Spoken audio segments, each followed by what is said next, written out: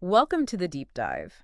We've been looking into a really fascinating development happening right at the heart of rugby. Absolutely. Championed by one of the sport's, well, most innovative thinkers. Exactly. So today we're going to unpack this concept that's, really changing how we define players on the field and what that means for the future of the game. Yeah, our mission today is to explore this idea of the hybrid player. It's something Springbok head coach Rassie Erasmus has introduced. And Mm-hmm. we're digging into an article that details this approach, but also his wider strategic thinking, which is always pretty interesting. Think of this deep dive as your shortcut, really, to understanding a shift that could ripple right through rugby, hopefully giving you those aha moments about how the modern game is evolving. Right before our eyes, actually. And hey, before we jump in, if you're as obsessed with rugby as we are, make sure you hit subscribe on Rugby Obsession wherever you're listening. That way you won't miss any of our deep dives. Okay, let's get into it. This article we looked at reveals Rassie Erasmus has introduced what it calls rugby's first ever hybrid player. Now that sounds, well, revolutionary. What exactly is a hybrid player from Erasmus's point of view, according to the source? Well, what's great is how clearly it's laid out. Yeah. A hybrid player, in this context, is defined specifically as a backline player who can genuinely play as a forward. Okay. And the prime example given, the one that really got people talking, is Andre Esterhuizen. The center. Yeah, exactly, usually a center, known for being physical in the backline. But in that 54-7 win over the Barbarians in Cape Town recently, he came on as a loose forward. Wow. And it wasn't just a spur-of-the-moment thing. Erasmus actually mentioned they've been discussing this specific role with Esterhuizen for 5 months beforehand. 5 months. Yeah, so it shows real, deliberate, long-term thinking, strategic planning. A center playing flanker. That's quite a shift. But I mean, couldn't you say this is just sort of a more extreme utility player? What makes it so different from, say, when we see a forward covering the back line? Like Kwagga Smith, a flanker, ending up on the wing sometimes. Is this just the other side of that coin, or is there something more fundamental here? That's a really good question, and it highlights a key difference. We have seen forwards like Kwagga covering the backs, definitely. Often, out of necessity maybe. Injuries, tactical shifts mid-game. Sure. But what Erasmus seems to be doing here with the hybrid idea, especially using Esterhuizen as the example, it really shows this strategic utility goes both ways. And crucially, it's planned. Oh, okay. Planned. Exactly. It's not just forwards covering backs anymore. Now it's explicitly backs being trained and planned to cover forward positions. Yeah. It's about maximizing what each player can offer across the whole squad. Some more tactical flexibility. Huge tactical flexibility. Imagine you can tweak your forward pack numbers, maybe bring on an extra ball carrier like Esterhuizen without necessarily losing that backline structure or speed you might need later. Right, I see. It's less about just plugging a gap and more like having a specific tactical weapon you can deploy. It could change how a game unfolds. And think about the knock-on effects. For coaching, selection. Yeah, exactly. Coaches might need to think about developing broader skill sets much earlier. And selectors. They're not just looking at position A, but maybe position A and B. Yeah. It could really change how squads look in the future. That makes sense. Planned weapon versus reactive cover. That is a big difference. And it definitely adds to Rassie Erasmus's reputation. The source calls him a master innovator. We know about his successes, but are there criticisms? And beyond this hybrid player idea, what else really marks him out as, groundbreaking? Well, master innovator feels pretty accurate based on his track record. And yes, while maybe some traditionalists might argue against it, saying it dilutes specialist skills perhaps. You can see that argument. You can. But his success is hard to argue with. He's probably best known, I'd say, for completely shaking up the bench. That traditional 5 forwards, 3 back split, pretty much. He often went for 6-2, and even that famous 7-1 combination in really big games. Yeah, the bomb squad idea. Exactly. It wasn't just about the numbers, though. It was tactical. Loading the bench with forwards, especially those big props and loose forwards, meant they could maintain scrum power, dominate the breakdown, and just bring relentless physicality late in games. And it worked.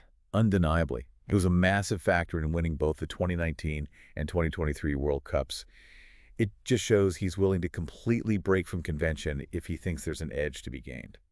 That level of thinking suggests a really deep grasp of squad dynamics, not just tactics for one match. The article mentions a 45-man squad. That's a lot of players to manage, especially with these kinds of specific, innovative plans. How does that master innovation apply to handling such a large group? Thinking about depth, bringing players back from injury. It's all connected, isn't it? Part of the same big picture. The article points out the incredible depth they're building, especially at lock. They named 8 locks in that 45-man squad. 8. Yeah. And that's not just having spares. It's about resilience, rotation, managing workload, and having different types of locks for different opponents. Right. And a great example of his management and maybe his faith in the system is Lood de Jager coming back. Ah, yes, that's a big story. Huge. Mm. Back after 2 years out, career-threatening heart condition, then injuries. Really tough time for him. But Erasmus noted how well he tested physically. Even made a little joke, didn't he? Said his body had had some rest. Sounds like Rassie. Typical Rassie, yeah. But it shows he trusts the medical team, trusts the player's recovery, and he's able to integrate guys like that back in. That builds seriously robust depth, the kind you need for the long haul. That really does show confidence in his process. Building for the future, not just the next game. Okay, we definitely want to know what you think about all this. Does Rassie Erasmus get the credit he deserves for shaking things up in rugby? Let us know. Drop a comment or share your opinion. And hey, if you haven't yet, subscribe to Rugby Obsession so you catch all our insights. All right, let's switch gears slightly. Look ahead. After that big win against the Babas, what's coming up for the Springboks? How does Erasmus plan to keep building on these ideas, like the hybrid player, in the near future? Well, first up, they're hoping for better weather. Apparently, the rain in Cape Town really hampered their attack against the Barbarians. Yeah. So the immediate focus for these upcoming July tests, they got 2 against Italy and 1 against Georgia, is really on improving that attack, getting the execution right. Makes sense. Use those games to sharpen up. Exactly. They see them as chances to get valuable game time, test combinations, work on things before the intensity really ramps up with the Rugby Championship. It's about refining the system, maybe trying out these hybrid roles in different scenarios. And that makes total sense, given what's on the horizon. The article also mentioned some debutantes making a mark, like Vincent Chituka scoring twice against the Babas. That's great for building that depth we talked about. Definitely boosts competition. But the schedule itself, it looks pretty demanding after July, doesn't it? Especially looking towards, the big goal in 2027. Oh, it's relentless. This really underlines why they need that huge adaptable squad. Yeah. So after July, Italy and Pretoria, then Grabura, then Georgia and Mamambela, they go straight into a punishing rugby championship. Midway? Yep. 2 games each against Australia, New Zealand, and Argentina. That block runs between August and October. That alone is a massive test. It doesn't even end there, does it? No rest. That's followed immediately by the November tests. They're heading north to play France, Italy again, Ireland, and Wales. Wow. When you lay it all out like that, you see exactly why the depth, the flexibility, this whole hybrid player concept, why it's also crucial for Erasmus. Absolutely. Every single one of those games becomes a data point, a test run, a chance to build resilience and refine tactics. It's this continuous cycle of innovation and preparation, all with an eye on defending that World Cup title in Australia in 2027. This long game he's playing. It really is. So, this deep dive for Rugby Obsession, it's shown us Rassie Erasmus isn't just coaching, he's actively innovating, redefining roles with ideas like the hybrid player. Challenging norms with the bench splits. And building just incredible squad depth to handle this brutal schedule. And the big question, maybe the provocative thought to leave people with, how will all this affect the global game? Will we see other teams trying to replicate these strategies, especially after the Springboks success? Interesting point. What could that mean for how rugby evolves worldwide, especially as South Africa looks towards defending that title in 2027? Something to think about. Definitely something to think about.